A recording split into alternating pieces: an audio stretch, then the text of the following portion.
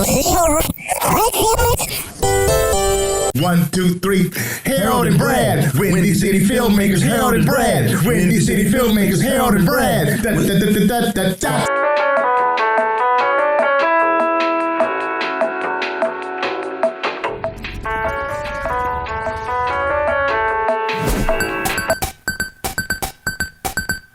Let's talk about some of the films here. Your experience on the television shows and the films. Let's Go to Prison, The Chi, Fred. Can you tell us about some of those experiences on set? Well, the latest one was The Chi. Yeah. And that character, oh my goodness. I don't know if you've seen it, but she's a dirty bee. Yeah, I like her. But it's also funny. Like I looked at that, had the few pages, that dialogue, and I said she needs to have purple hair.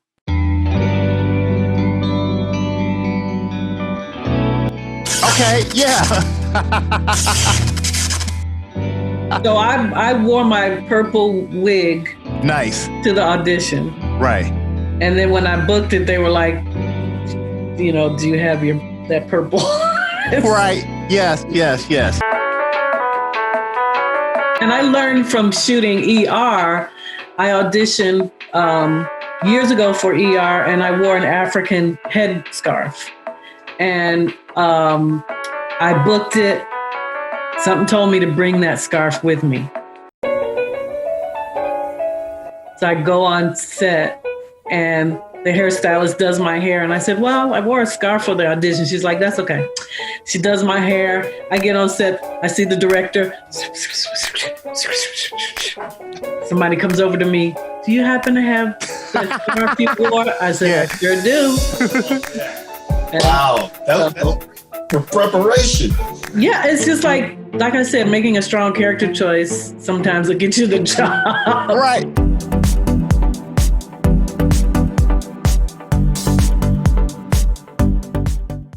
Yeah. You know, it's so funny you say that. Like I did Jesus Have to A-Train years ago at the Raven Theater, right? And so during the rehearsal process, I played Lucius.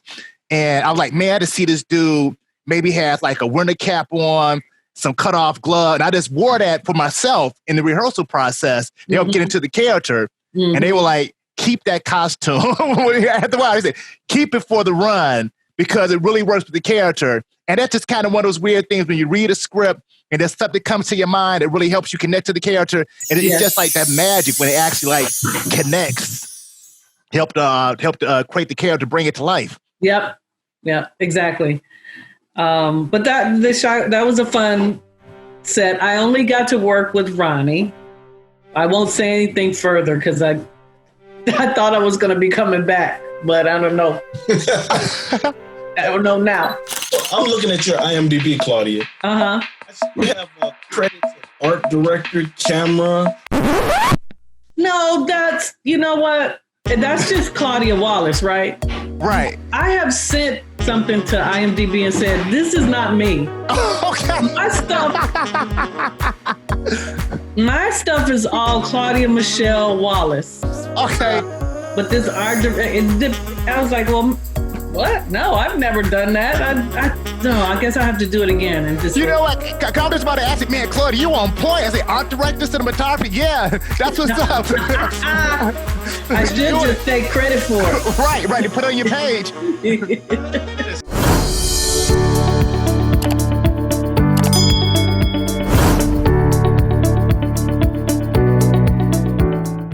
Backtracking real quick, we talked to Nicole Thurman a couple weeks ago.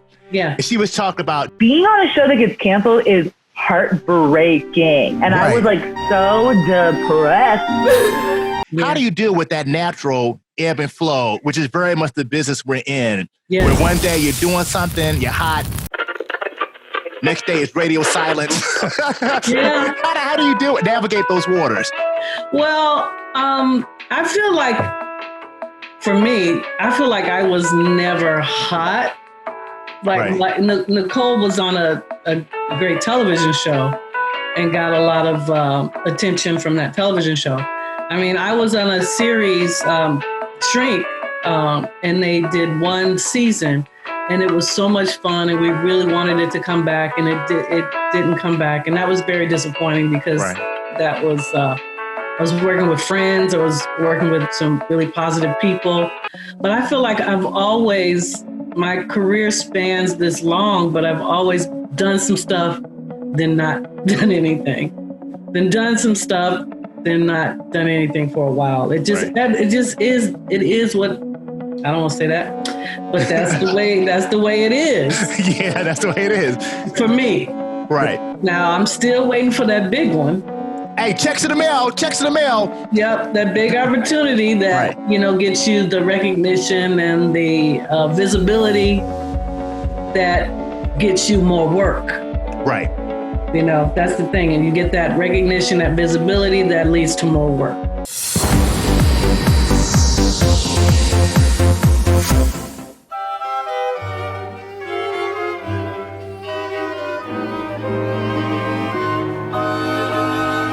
That is something.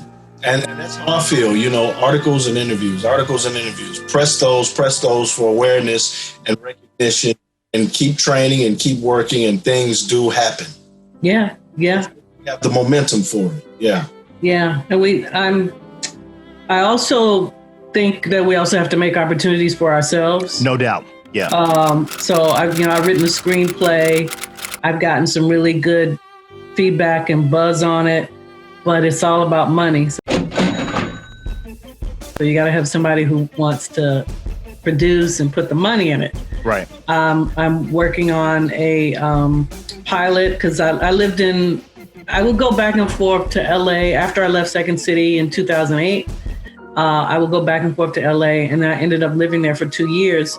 And I lived with my best friend from years ago.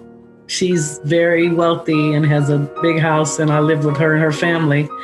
And so my pilot idea is based on my times living in Santa Monica, California, getting used to, it's almost like, I like to call it it's not the Fresh Prince of Bel-Air, but it's the Black Queen of Santa Monica. I love it.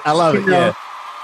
Just getting used to doing yoga and spinning and all the things like that.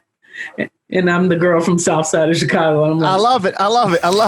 Yeah, so you know what? So growing up on the South Side, what are some things, because I grew up on the South Side as well, and I feel that sometimes when people talk about the South Side, especially people not from Chicago, I feel sometimes people talk about the South Side the way people talk about Africa, from the standpoint that people talk about Africa like it's a big country as opposed to a big continent, right? And what's going on within one part of the country may not be going on throughout the entire country. Right. And sometimes people talk about the South Side the same way. And from my perspective, yes, there are hot spots throughout the city, hot spots on the South Side, but there are some amazing, beautiful neighborhoods all throughout the South Side of Chicago. So what are some beautiful aspects about the South Side that people may not know about from your experience growing up on the South Side? Well, Jackson Park. No doubt, yeah. When I was young, we used to just walk up to Jackson Park to the golf course, not knowing we were on the golf course. Right. And pick up those golf balls and just like, oh, golf ball, I'm gonna take it. And you hear a voice way out in the distance, like, pop that down. What is that? But that's Hyde Park with its mansions, and I feel like I had a very good childhood on the South Side in Woodlawn, because it was a neighborhood, and we knew everybody knew everybody, neighbors knew neighbors, and it's just so different now. Right. It's so different now. Yeah.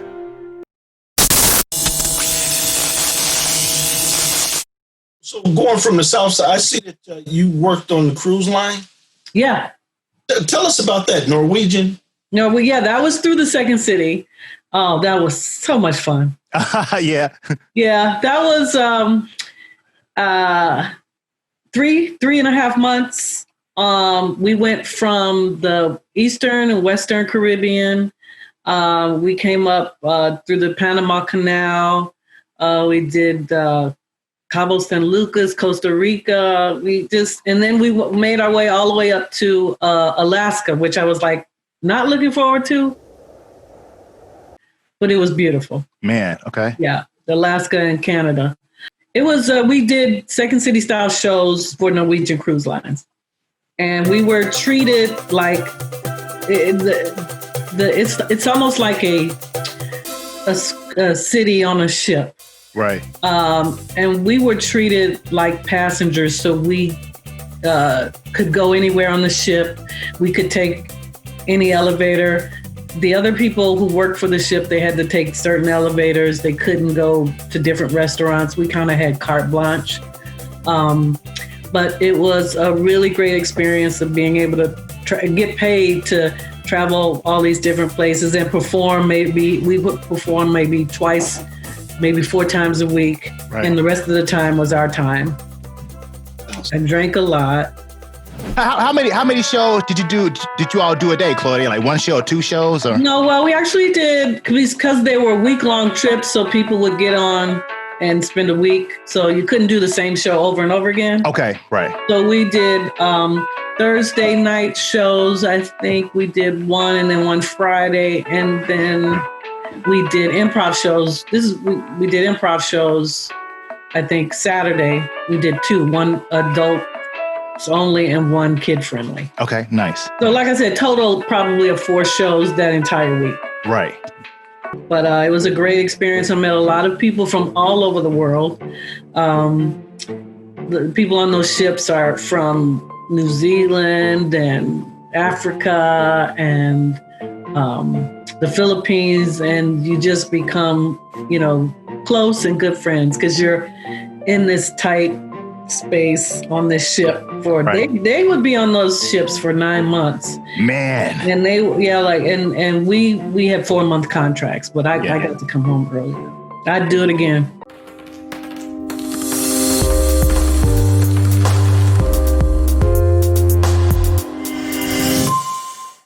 We just talked to Orlando Boyce last week from The Chi, and he was talking about just that. But it's the relationship. He knows what he's going to get from me. I know what I can get from him.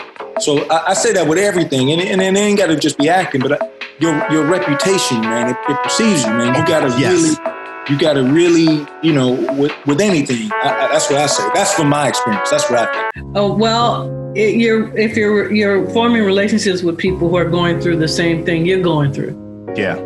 So you can bounce ideas off of each other. You can be a shoulder, to cry on to each other. You can also create together. A lot of the things that I've created with friends that I've met through the industry. Right. My 2-person sketch show with a good friend, couple of good friends, we did 2-person sketch shows. I did some web series I did with a group of friends that I've met, through Second City and improv and acting. Yes. It's just you got to have a good friend, because you don't want a friend that's going to be jealous when you get something or jealous when they get something. Yeah. So it's a lot of my friends, we're not in the same category. So, but some are.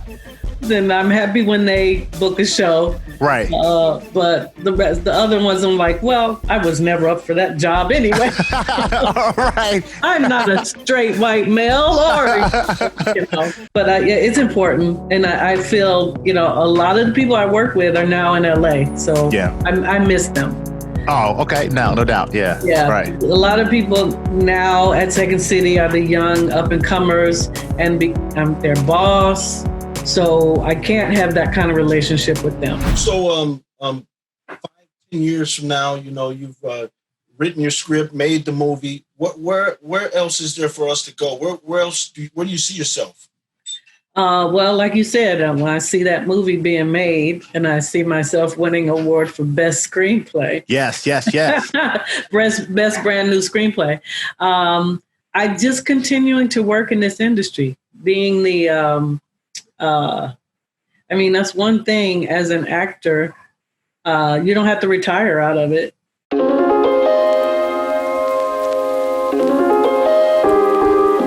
I was looking at this documentary on A Tribe Called Quest, and that's one thing Q-Tip said. He said, ain't no retiring plan here, right? He said, he's going to kick it off into the bitter end. I love it.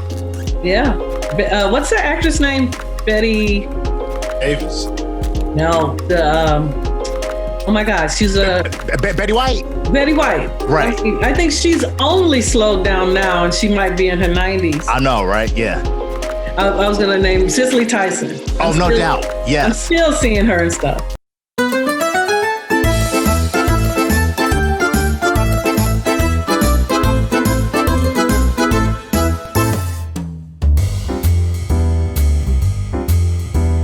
What's some advice you would give to a young artist looking to become an actor, writer, director in the business? What's some advice that you would give to them? I think as young artists, we think we know everything. We sometimes think, okay, I majored in this at college. I know everything there is to know. I'm gonna say, always educate yourself. Yes. Always continue learning. Don't ever stop learning. Put yourself out there. Find ways to perform. Find ways to immerse yourself in the theater, in the community. Keep being active. Words of wisdom, no doubt, really important. So I tell you what, so it's been a pleasure talking to you, Claudia. Thanks for another edition. To you guys. No question. So for Brad Stevens and H. as always, dream big, dare to be great. We out of here. Peace. All right. Thank you, guys.